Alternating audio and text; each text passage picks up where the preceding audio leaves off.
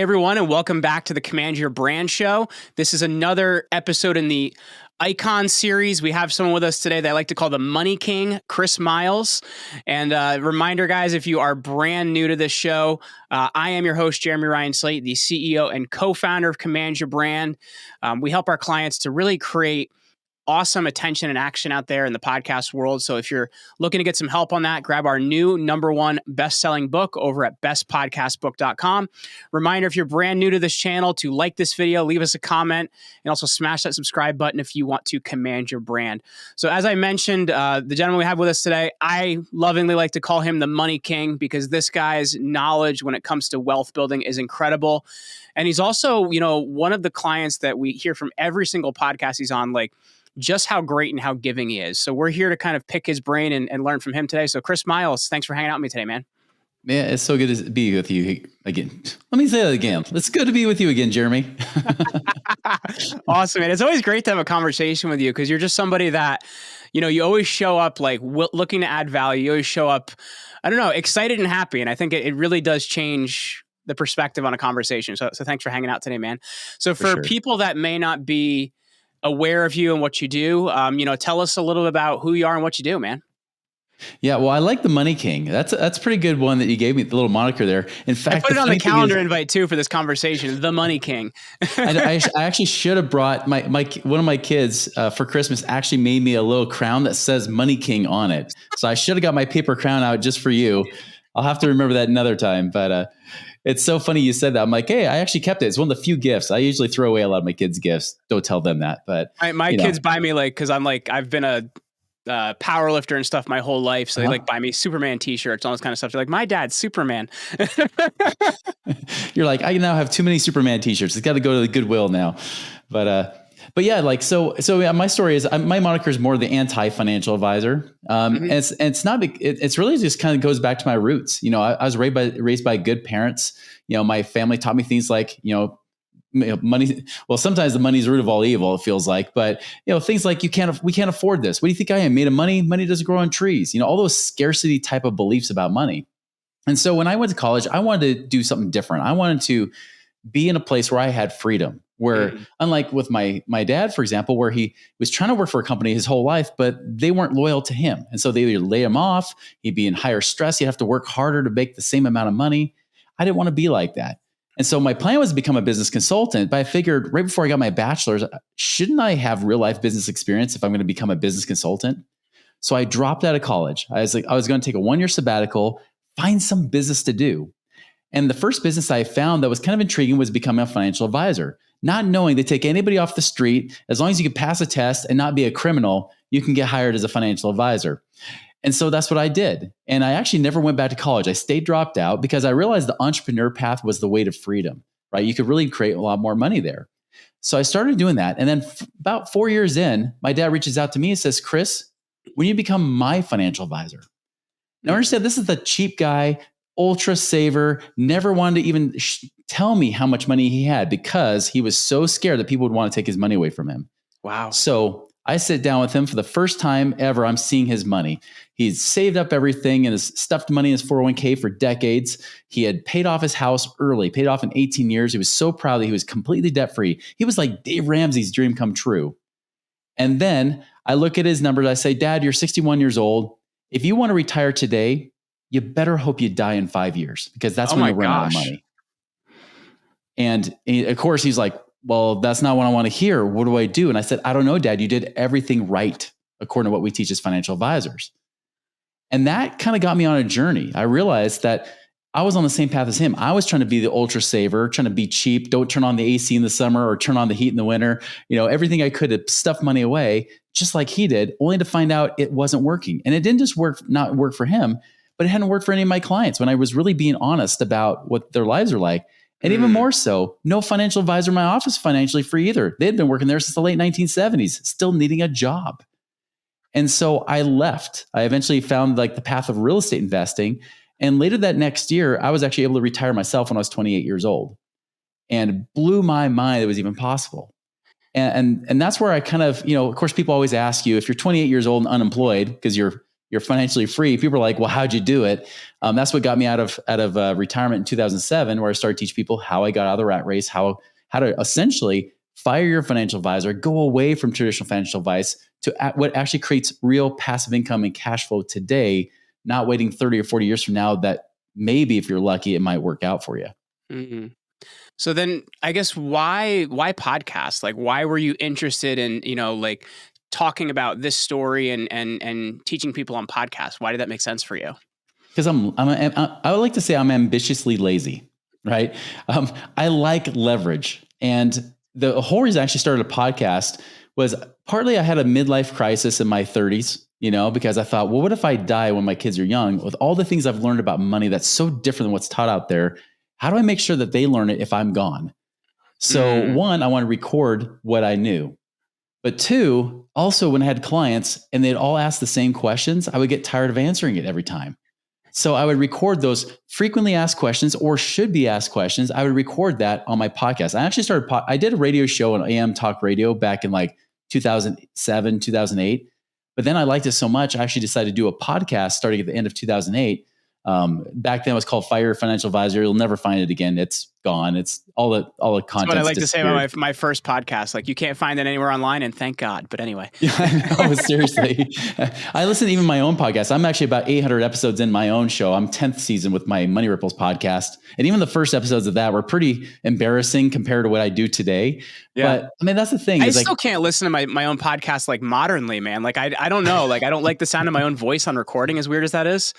Maybe you do what I do. You put on double speed just so you get through yourself faster. You're like, I want to hear it, but I really don't want to hear it. So yeah, I mean, but that's what I did. Like, it was really like a way to get out information without. So if somebody had a question, I'm like, oh, here's that question again. Here, listen to this recording. Mm-hmm. Then I don't have to deal with it. Like, so it just frees up my time and my energy. But as time went on, right, especially as I launched my Money Ripples podcast over 10 years ago, I was on a podcast. I know you guys get people on podcasts too, like you've done for me. And I got on this podcast called Entrepreneurs on Fire with John Lee Dumas, right? And I actually co-wrote a book with him and Tim Ferriss. And so that's how I got that connection. And I got on his show, and man, like I remember seeing the stats on my website blew up after being on that show. And it started to hit me. I was like, wait a minute, this right here, maybe this is more than just trying to give something to my kids and or free up my time with my own clients. Maybe this is something that can go to the general public. And especially when your message really becomes a mission where you really like, I'm fighting really the traditional financial mindset out there today to liberate people away from that crap. Right. And so the best way to do that, in my opinion, was to leverage my strengths. And I know that for me, it was my voice, right? Mm-hmm. Using my voice to teach and to help spread that message, essentially create the ripple effect, like my name of the company, Money Ripples, create that ripple effect to bless more lives. And really podcasting is just one of the best ways to do it. And even better, you can get on other people's shows. And this is the secret I learned, right? I get on other people's shows. Why? Not to pitch my stuff, not to sell people, but to really, if not touch them in their hearts, at least help inspire them to the point where they say, I want to learn more. And I don't just refer them to buy something. In fact, I never do that. What I do instead is I refer them to listen to my podcast. Because if they're already listening to podcasts, why not get them to listen to yours too? And so by getting them to listen to my podcast, I increase my followers. And I'll tell you, almost all my clients, if you ask them, when we do ask them, how did you find us? They'll say, your podcast. But first, I heard you on this podcast, and I started following your podcast. And then I knew at that point, I wanted to hire you guys. And that's how we came in. You know what's really interesting too, because you described that, and like as a host, and even as a listener, like I think of myself like how I found all my favorite podcasts. It's usually like one of my friends told me about it, so I went and checked it out, or I was listening to a podcast and they were talking about another podcast. So like, it's very interesting, like how people discover podcasts. Like, I don't think I've ever found one from like, oh, look at this ad for this podcast, or look at this campaign for this podcast. It was more of like, user experience, which is it's really interesting because I think at the same time, like that recommendation also affects how people receive the data. It does. Yeah. It's that leaded credibility, right? When you're on somebody else's show, you automatically become the expert. And so especially when you're starting out, this is essential. If you're trying to really make a name for yourself, the best thing to do is to get featured. I mean, even my own bio, the funny thing is as I get, almost like more and more trophies of podcasts I've been on, I can add those to my bio, right? Like, so like Entrepreneurs on Fire, I've been on that show 3 times. I throw that in my bio.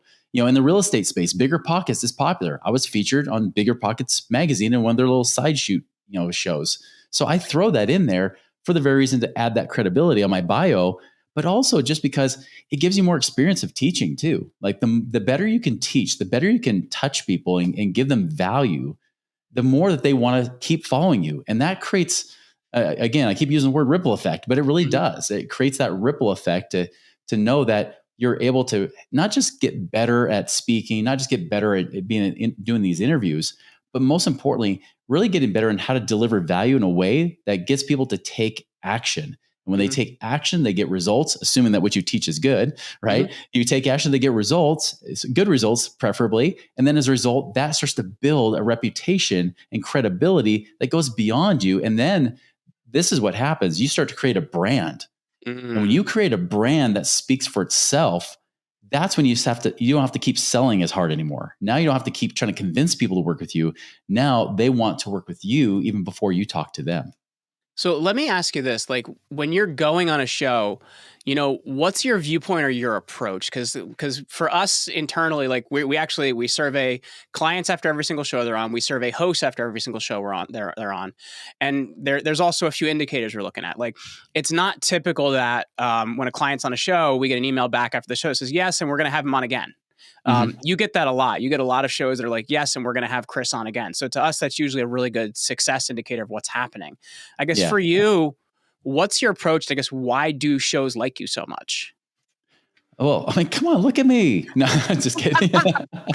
Obviously. I mean, it doesn't help if we can laugh a little bit, right? But I mean, I guess with every show I go in, just like I do with this show, it's kind of like, it's like look into a mirror. It feels like that right now because we're talking about the very thing I'm trying to do right now. It's in this very moment. meta. Yeah, it is. It's like metacognition, right? Like it's like thinking about thinking. It's what it is. Because when even going into this before we start, I always get a little bit nervous. Just so you know, I'm always a little bit nervous and a little anxious.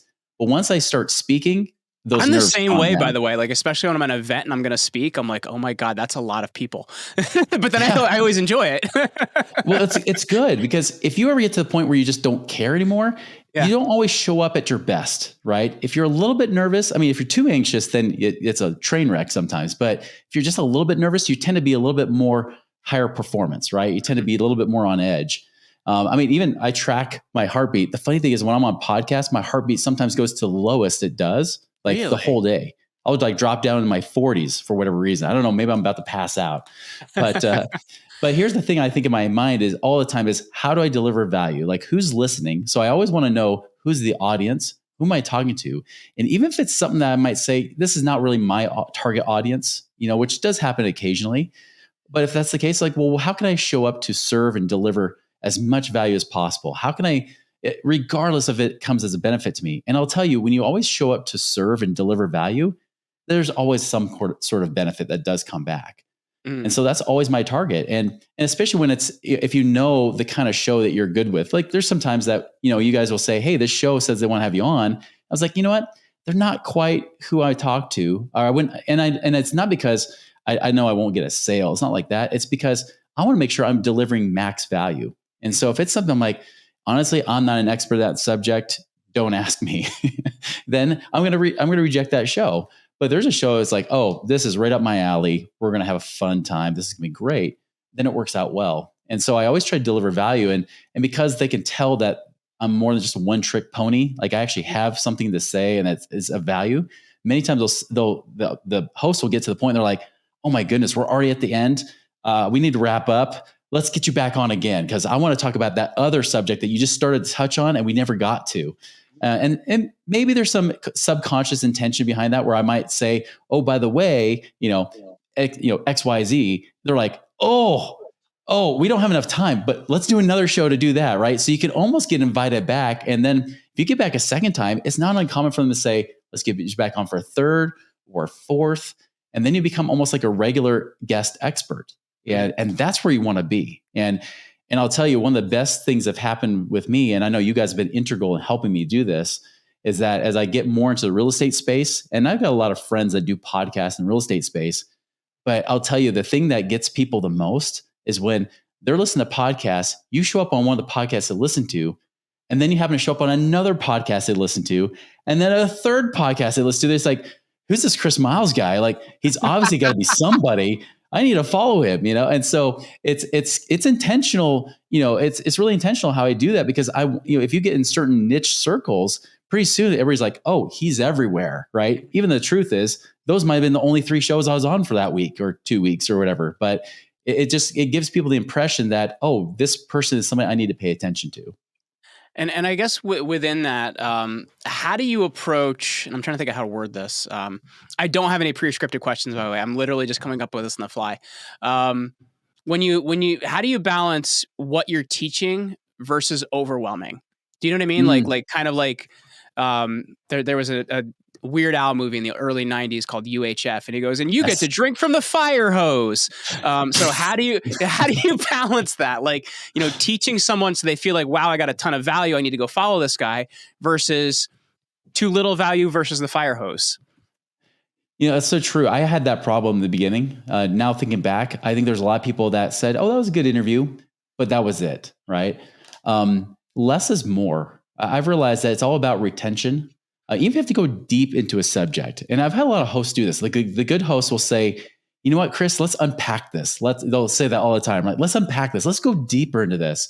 And then when they start to pull things out of you and start to pull more wisdom and experience out, then it gets to be really interesting. So I try to think, there's a great book out there. I think it was called something to the effect of The Presentation Secrets of Steve Jobs. And in that book, he talks about, they talk about the one thing that Steve Jobs did really well is he always focused on 3 things. Here are the 3 things you need to know, right? And it was always like 1, 2, 3. I mean, he was so methodical. It was almost boring, right? Because he would do it just like his script. He had a very specific way of doing it. But those 3 things, that's what people could retain. You could, if you try to say, like when people say, hey, Chris, give us the 7 secrets of ways to free up cash today, like your ebook says. Like, I'll do that, but I might give a little word mention to a few of them. I'll say, but let me talk about this one. And I might focus on like 2 or 3 good ones and then go deeper. And the host loves it way more than if I said, number 1, check. Number 2, check. Number 3, check. Because you just start to overload with information and it doesn't really go beyond that surface level. And people feel like they really don't get deep value. And so it's really less is more. Focus on trying to just give them something, at least one good thing, if not 2 or 3 good things that they could walk away from that interview and they could somehow take action on it.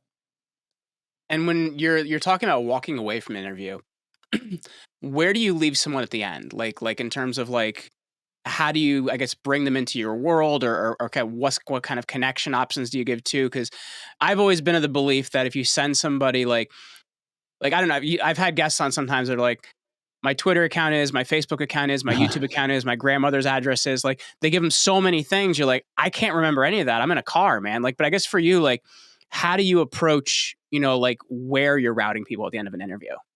Yeah, I always just do 2 places for me. And I try to do the ones that are the least threatening to the host too. Because like I said, earlier on, if you try to pitch something like, yeah, go to my website and you can go purchase this for $79, but if you put in this code, you'll get this much off, right?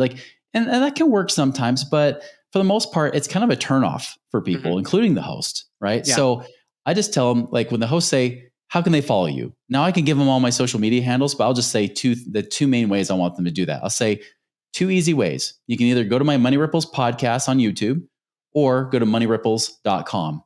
So notice they're the same name, right? So it's both Money Ripples. And I don't have to say oh, it's at Money Ripples, but this one's at Chris C. Miles and this one's at this. I just say, follow my podcast on YouTube, Money Ripples podcast, or go to moneyripples.com. I just make it very simple so that people can take action.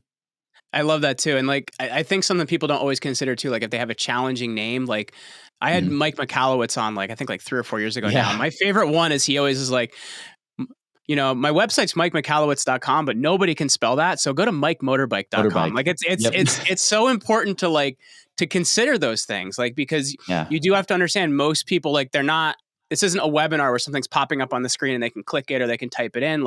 People actually have to be able to remember it and hear it the right way too. That's right. Yeah. It's something that's just, exactly. Something that's easy, simple to remember. I actually my show used to be called the Chris Miles Money Show, but we realized that not that it created a whole lot of confusion, but we're like, why not just align our brand to everything? Make everything Money Ripples. Even all of our social media handles are at Money Ripples. So just make everything Money Ripples, and it's so much simpler. People can walk away and remember it. And then how do you approach the content you're creating too? Because I think at the same time, not everyone consider, like, people have different approaches, right? But I think there's a lot of people that have the approach, all right, I'm on a podcast, the podcast is out, I sit here and I wait. And I think when people truly understand media, there's two parts to it, right? There's like the actual appearance and the motion that it's created by the appearance, but there's also like how you take that and use that motion. And you alluded to it a little bit earlier of like, I'm constantly updating my bio and stuff like that. But how are you using the content you're creating on podcasts in your own marketing and PR program? This is another key thing in making sure that hosts want to have you back is be willing to share the content that they put out. Because the truth is every host wants their podcast episodes to be popular. They want it to be shared. They want to have more traffic coming their way. And so the best way to do that is create value for the host, not just in delivering the value on the show, but then after the show, share the episode or share their clips. So after I'm done with the episode, they'll say, how can I help you? Like, what else can I do for you, Chris? I'm like, honestly, I'm just excited when you release a show, let me know, because I'll have my team blast it all over social media, anywhere we need to do it, even to our email list sometimes. And we do, like, and you know that because we tag you guys on all the time when it's a show that you guys put us on, because I'm one of those people, I'm kind of quietly competitive. Yeah. And so when you're like, hey, we're going to do a little promotion, thing and see which podcast guest of ours will promote it the most. I'm like, team, we better win this, dang it. Like when I get second place, I get pissed because I want to win it, Everybody Chris is talking about, we have an internal like client promotion game at Command Your Brand. So like whoever promotes their episode the most in a given quarter actually gets their campaign expanded. We give them more shows, which is really exciting. So Chris like plays for blood every quarter. I do. I get really upset when we don't win. I was like, team, what did we do wrong? It's like, do we not have enough episodes? What happened?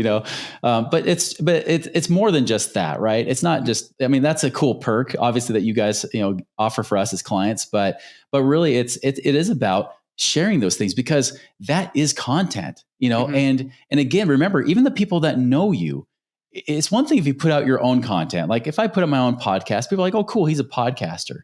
But when all of a sudden other people are interviewing me saying, Chris, you're amazing, you're awesome. Oh, yay, I like my validation, all that stuff, right?